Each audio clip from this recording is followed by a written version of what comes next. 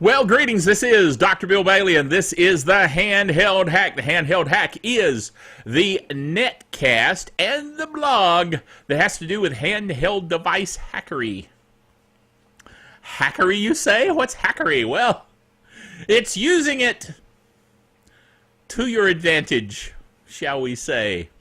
Doing with it what you will. I have water, by the way. I just got through doing a Dr. Bill show where I ran out of liquid in my throat. And I could no longer talk. Which, as I just mentioned to my wife who brought water, it's hard to do a netcast when you can't talk.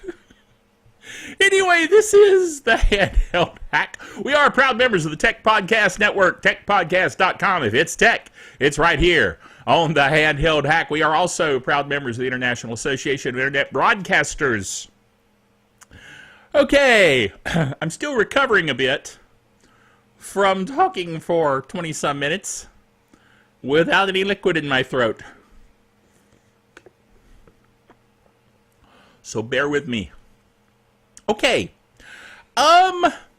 first item we're going to talk about from the Handheld Hack. By the way, the Handheld Hack is at handheldhack.com, as it says there on the screen.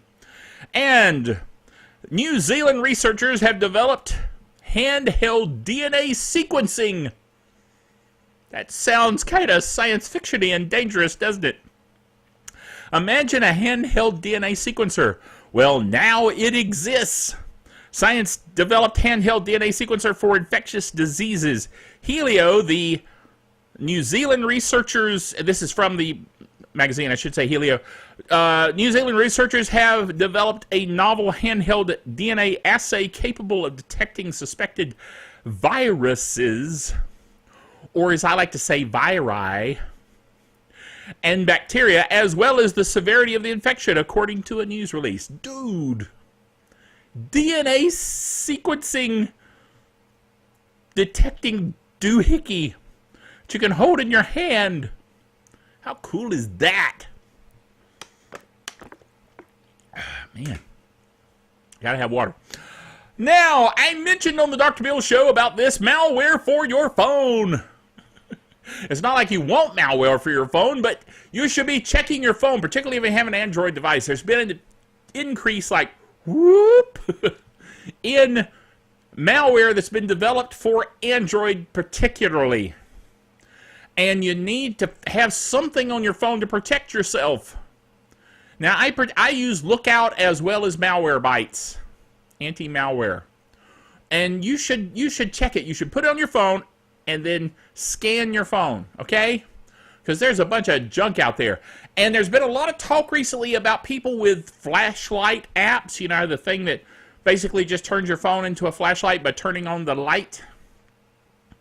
And you can see to get around if you're in a dark room. Well, that's really handy, and it's all well and good, but you got to watch those flashlight apps. Flashlight apps should not be asking you for all of your data as you install it. It shouldn't say, oh, you know, by the way, I need access to your entire address book. What? It's a flashlight app. Come on, folks, think about it. So protect yourself with anti-malware things on your phone, which is a handheld device, by the way. Also, talking about handheld DNA sequencers, this next item is talking about a handheld bomb detector. Dude, imagine having a little device in your hand. Now, this is a remote for my camera, but imagine having a device that you could poke around and find out if there was a bomb. Or as Clouseau used to say, a BIM. It is a BIM. Dude. And no, we're not talking about movies that are bombs either. We're talking about real live bombs. The handheld device detects liquid bombs in 5 seconds. This was on RT.com.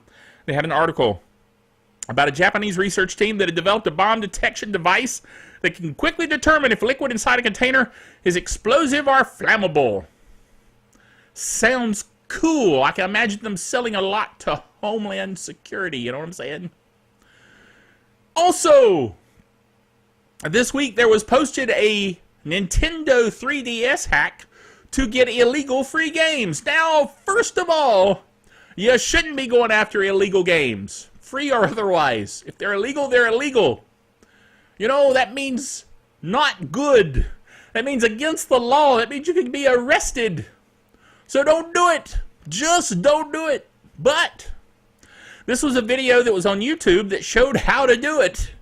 Now, since then, the video's been removed. Go figure. Yeah.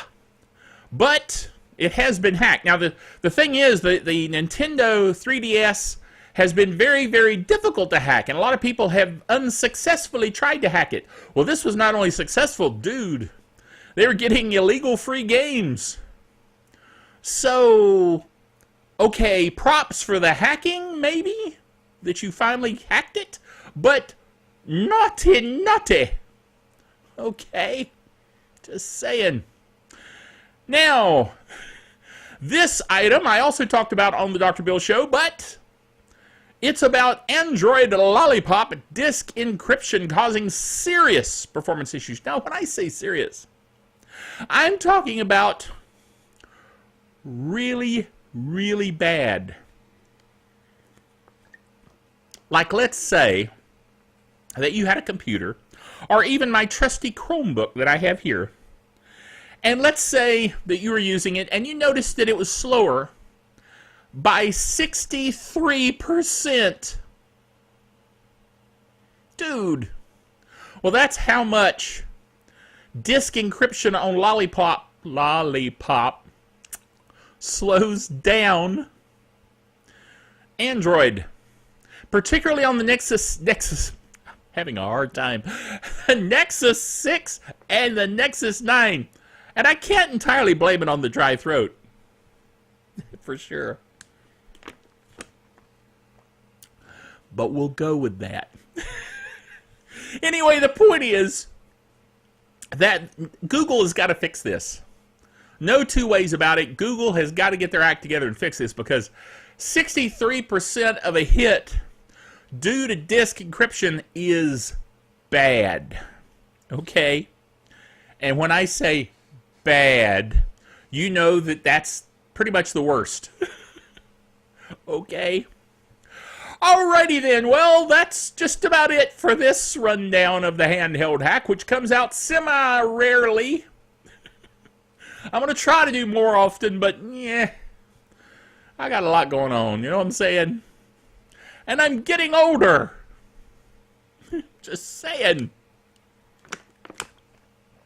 I know that's not a good excuse. After all, I haven't even hit middle aged yet, assuming that human lifespan's 120. Okay! Remember, until next time, you're only as good as your last hack.